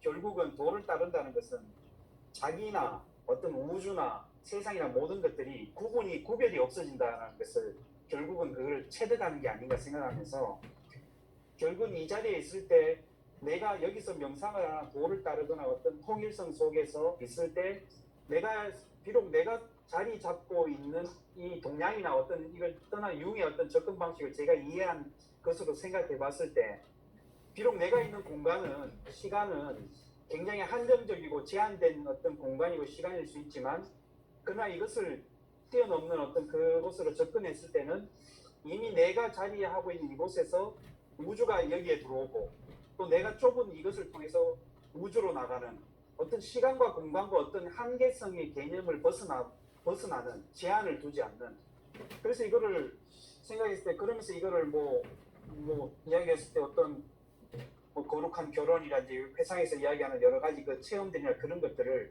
적용했을 때 어떤 판타지나 그 이상의 어떤 성서의 이야기 됐을 때 바울이 어떤 삼층천의 경험을 했던 그런 이미지 굳이 저는 여기서 어떤 특정 종교에 대해서 주장하고 싶지는 않거든요.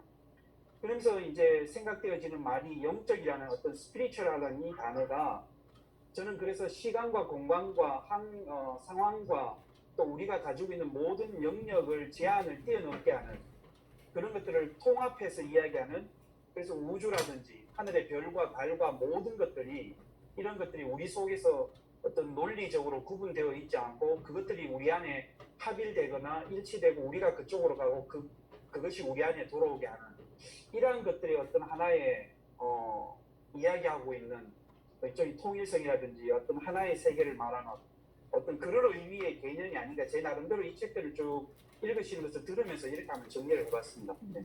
아주 좋은 나름을 주셨어요. 결국 네. 우누스 문두스라는 게 하나의 원 월드인데 네. 결국은 이 우주 하나의 세계가 여러 모습으로 발현된다고 이렇게 본다고 한다면 지금 굉장히 지금 하시는 말씀 납득이 가는 부분들이 많겠죠. 우리는 각각 다른 세계를 경험한다고 하지만 우리는 다른 나라 각각 다른 시간대에 살면서 제한된 존재로 의식하고 있지만 우리가 가지고 있는 능력 중에는 우리는 원초적인 원래 우리의 창조될 때로부터의 우리의 모습으로부터 발달되어 온 여러 상들을 여기서는 상이라는 표현을 하고 있는 여러 이미지들 속에 어쩌면 우리는 그 속을 지금 동시에 같이 살아가고 있을 수도 있다. 시간과 공간이라고 하는 것은 상대적이다고 얘기를 한다면 동시에 뛰어넘을 수 있는 말씀하십시오. 그래서 지금 얘기하는 환상이라고 하는 꿈이라고 하는 것은 심리적인 경험이라고 할 때 심리적인 경험은 그것이 리얼리티냐 아니냐 하는데 심리적인 리얼리티라고 하는 것이 저는 굉장히 중요하다고 봐요. 우리가 판타시거나 드림이거나 헌치거나 무엇이든 우리가 심리적으로 경험하는 것도 리얼리티라는 거예요. 그러니까 지금 here and now에서 외부의 대상과 지금 내가 눈에 보이는 환경에서 경험하는 것만 경험이 아니고 내 판타시나 꿈속에서 경험하는 것도 생생한 경험이라는 거예요. 그렇다면 이 경험은 우리를 빌드업해 간다는 거예요. 그래서 어떤 면에서 이 과정을 통해서 창조가 계속되고 있을 수 있다. 그래서 우리는 창조적인 삶을 살아가고 있을 가능성이 있어요. 그래서 빅뱅이라고 하지만 아까 어떤 창조의 원리가 물질의 우주 원리도 어느 것도 계속해서 고정된 것이 아니고 확장되고 팽창해 가고 어느 때 수축될지 모르지만 이게 계속해서 어떤 빅뱅이 계속 이게 더 점점 확산되고 있다고 한다면 우리의 삶 자체도 처음 창조 행위가 있어서 우리가 여기까지 왔지만 여기서 우리는 계속해서 창조 행위를 하고 있는 게 아닌가. 우리는 우리를 만들어가고 우리를 만든다고 하는 것은 세계를 빌드업하는데 우리가 동참하는 거니까 우리에 의해서 세계는 또 새롭게 만들어져 간다고 이 얘기를 할 수도 있겠죠. 그래서 어쩌면 우리가 가진 우리의 주체성 자체는 우리는 우주적인 셀프일 수도 있다는 얘기. 내가 우주라고 하는 결국은 나의 동참에서 이 세계는 다시 이 세계가 새로워지면서 계속해서 이 세계가 발달할 수 있다는 생각을 좀 해보죠. 또 우리 두 분도 말씀 나누시죠. 제가 조금만 더 예, 말씀하세요. 얼마 전에 이제 제가 새벽에 나가면서 그때 이게 몇 년 만에 주기로 돌아오는 건데 달과 화성과 목성이 일치하는 그런 것들이 있어가지고 저는 우연찮게 사진을 찍었는데 그 다음날 뉴스나 이런 걸 통해서 보니까 그게 그 사진이더라고요. 대단한 걸 찍으셨네. 예, 좋은 있던 자료가 생겼는데 근데 이제 밤하늘의 화성을 봤을 때는 우리가 공간적인 개념이라든지 그것으로는 거리적인 개념으로는 굉장히 엄청나게 먼 거리에 떨어져 있지 않습니까? 그런데 이미 화성에는 지구에서 보낸 로봇가 있기 때문에 큐리오시티라든지 여러 가지가 들어가서 거기에서 또 직접 화성에서 이제 그 로봇이 활동을 하지 않습니까?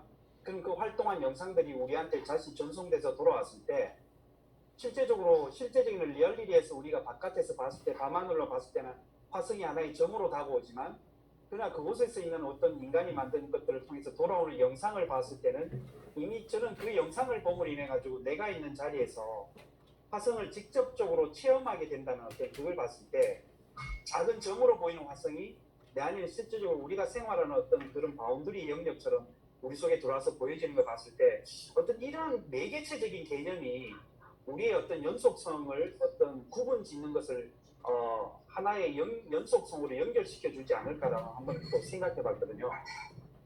그리고 왜냐면 제가 이제 꿈꾼 것에 대해서 두 가지만 좀 명확하게 그대로 남는 것을 간단히 좀 나누어서 싶어서 했는데 여기 왜냐하면 융이 이 꿈에서 자기가 검은 옷을 입고 있는 것으로 다음날 부부가 날아왔다는 것을 연결해서 동일한 선상에 있는 꿈이라서 그런데 예전에는 어떤 제가 좀 이제 한국에 있을 때는 제가 이제 담당 교구 목사로 있을 때 그 교구에 담당하시는 어떤 성도님의 어머니가 그 성도님이 꿈속 제 꿈에서 나타나서 굉장히 슬프게 막 너무 우시더라고요.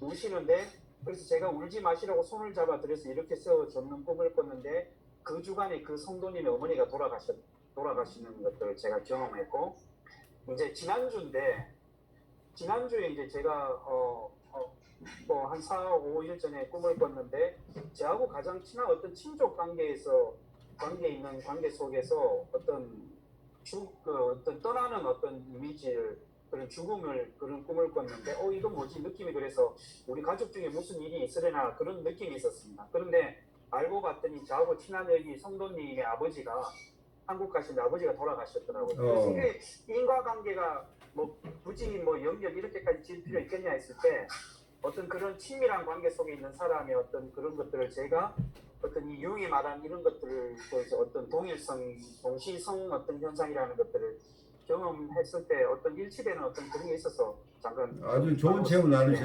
융의 체험 속에서는 자기 환자가 어느 날 돌아가는 순간에 자기가 깜짝 놀라 깨는 경우도 있고 굉장히 많은 체험을 동시성 체험을 이분은 단순한 이론이 아니라 자기가 굉장히 많은 체험이 있었기 때문에 그걸 이해하고자 했던 것으로 보여요. 아주 비슷한 체험을 하신 것 같네요. 네. 우리 두 분도 잠깐 나누시죠. 저는 이번 어제죠 주일날 영상 설교를 이제 하는 준비하는데 요한복음 성경 요한복음 3장을 다뤘거든요.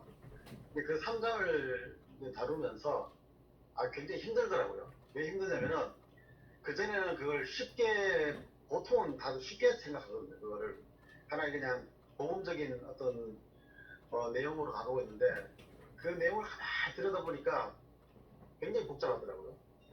여기서 이제 예수님과 니고데모라는 사람의 이야기가 나오는데 거기서 영생에 관한 질문이라든지 하나님 나라에 대한 질문을 얘기하는데 예수님의 대답은 그 질문에 다른 대답을 하시는데 영과 육에 관한 이야기, 물과 영과 또 보이는 것과 보이지 않는 것, 그 대극적인 것들의 통합을 자꾸 이야기하시거든요. 예. 그리고 통합이 된 다음에 일어나는 현상을 뭐라냐면 영에 이끌린 사람이라고 나오는데 그 사람은 갑자기 예수님이 이런 사람은 바람이다 이렇게 하세요. 바람인데 바람이 어디서 와서 어디로 가는지 모르듯이 영에 이끌리는 사람은 이와 같다 이러거든요. 그러니까 그거를 사실은 그 중간에 나오는 가장 유명한 구절이 요한복음 3장 16절 하나님이 세상을 이처럼 사랑하사 독생자를 주셨으니 이는 저를 믿는 자마다 멸망치 않고 영생을 얻게 하려 하십니다. 이거를 안에 암송 구조로 하는데 그 내용도 중요하지만은 그 옆에서 무언가를 향해서 막 하는 이야기들이 사실상은 이해하기가 굉장히 힘든 이야기인데 그걸 이야기하려고 준비하니까 처음에는 쉽게 좀 접근하다가 너무 힘들게 복잡하더라고요. 그래서 이제 했는데 결국은 이 모든 것이 통합된 물과 영이 분리되는 게 아니고 통합이 돼야 되고 보이는 것과 보이지 않는 것이 통합이 돼야 되고 영과 육이라는 것도 보통은 사람들이 영과 육을 나누려고 그러거든요. 나누려고 하는데 사실은 통합이 된 다음에서야 그제서야 육을 이해하고 영을 이해하면서 자유로운 인간이 된다 이렇게 되거든요. 그러니까 자유로운 인간이 되었기 때문에 모든 것을 통합한 사람은 이리로 간다 저리로 간다가 아니라 그냥 현재라는 시간 속에서 과거와 미래라는 것들이 다 통합을 이루어버리고 시간적으로 다 동시에 살아갔다는 얘기잖아. 그리고 나중에 요한계시록까지 이야기가 나오는 거 보면은 그 통합이라는 시간 속에서는 신적인 것, 인간적인 것, 죽은 사람, 살아있는 사람 모두가 다 통합되는 걸로 나옵니다. 결국은 이 현재에 살아간 이 통합이 죽음과 삶이라는 것들의 의미까지도 총월해버리는 그래서 그걸 뭐라고 불렀냐면 영생이라고 불렀다. 영생이라고 불렀고 그러니까 결국은 이제 도라고 말하는 것도 말하자면 성경에서는 영생이라고 말하는 것과 같은 일맥상통한 이야기입니다. 그러면 도를 득도했다는 말 자체는 뭐냐면은 알을 깨달았다는데 그 알이라는 것이 통합적인 알이에요. 그렇죠. 이 통합을 통해 가지고 우리는 모든 것을 통합할 수 있을 때 비로소 우리는 대극이 어떤 것들의 각각의 것들을 이해할 수 있게 되는 것이고 그 후에서야 우리는 자유로운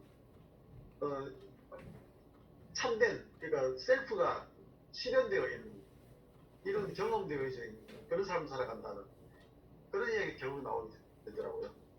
그래서 그 이야기가 단순한 이야기가 아니라 오늘 융의 이야기를 들으면서 이 모든 것들이 뭐 융의 이 책에서는 중국의 도에 관한 이야기라든지 이거 다 막 썼었잖아요. 예. 결국은 이것은 뭐냐면은 이 성경의 이야기까지도 도를 향해서 전점에 이르게 되면 다 동시성이 다 만나죠. 다 동시성이 되는 거죠. 그래서 신선한 얘기들이죠. 지금 시공간을 벗어나서 신선들이 자유스럽게 움직이는 것을 표현하고 있죠. 도교에서 하는 얘기는. 네, 그렇게 되니까 사실상 성경 이야기도 하나의 영적인 책으로만 이렇게 넘길 게 아니고 결국은 영과 육의 통합되는 이야기가 계속되는 게 이 성경 이야기라는 것을 생각을 해보게 되고 그래서 이제 뭐 꿈이라는 것도 마찬가지로 꿈이라는 자체가 결국은 어디에서 모아져야 되냐면은 결국은 현실이라는 삶에서 모아져야 된다는 생각입니다. 그렇죠. 네, 이 현실의 삶에서 통합이 됐을 때 비로소 의미가 있는 것이지 환상으로서 뭐 끝나버린다든지 미래의 예측이라든지 과거에 대한 집착이라든지 이걸로만 끝나버리면은 사실상은 현재로서 의미가 없는 일이 될 수도 있다는 생각도 해보여요. 이 굉장히 광범위한 얘기인데 우리 임상적으로 보면 결국은 의식과 무의식을 통합해내는 것이 어떤 인격 통합이라고 보는 융의 견해가 이 속에 숨겨져 있죠. 그러니까 무의식의 세계 우리가 알 수 없는 여러 가지 것들이 숨겨져 있는 이런 세계와 이 의식이 이 무의식을 통합해낼 수 있어야 되는 거예요. 그러면 내가 아는 세계와 내가 모르는 세계가 하나가 되는 거죠. 결국 궁극적으로는 이게 통합된다는 개념이 임상적으로 이렇게 우리가 설명해낼 수 있겠죠. 아주 중요한 통찰을 성경에서 주셨어요. 그래서 아마 융의 책보다 우리 목사님들이 융이한 체험들을 여러분들이 성경적인 측면에서 조금 또 설명하는 글들을 쓰면 참 좋겠어요. 아주 깊은 이해에 도달한 말씀들 주셨어요. 우리 한주혜님도 조금 나누시겠어요? 아니요, 저 느낌은 목사님 두 분 말씀을 너무 잘 들었고요. 예. 굉장히 공감이 가는 그런 얘기들이었고요. 다음 학기의 그 수업 내용은 저도 이번 학기에는 좀 융과 비혼이 서로 약간 좀 모호하고 좀 예. 어려운 그런 느낌이 있었는데 그거를 좀 구체적으로 조금 더 공부할 수 있는 것 같아서 좋습니다. 저는. 그래서 이제 프랙티컬하게 우리가 리얼리티 속에서 이 깊은 개념들을 실제로 우리를 이해하고 이웃을 돕는데 어떻게 쓸 것인가 하는 측면에서 연결을 시켜야 우리가 열심히 공부한 것들이 결국은 실용적으로 실제로 우리 삶에 도움을 주는 쪽으로 활용될 수 있을 거라는 생각이 들어서 여러분들이 교재를 한번 찾아보세요. 우리 두 목사님 그리고 우리 한 교수님도 어느 책이 임상적으로 프랙티컬하게 우리가 융이 우리에게 제시한 이런 깊은 생각들을 실제 임상적인 측면에서 그리고 우리 삶의 현장에서 그리고 우리를 성찰하는 과정에서 실제로 프랙티컬하게 쓸 수 있는 내용을 담은 교재들을 여러분들 한번 또 찾아봐요. 저도 열심히 찾아보겠습니다. 그래서 네. 한 학기 또 융을 심화하는 시간을 좀 가졌으면 좋겠어요.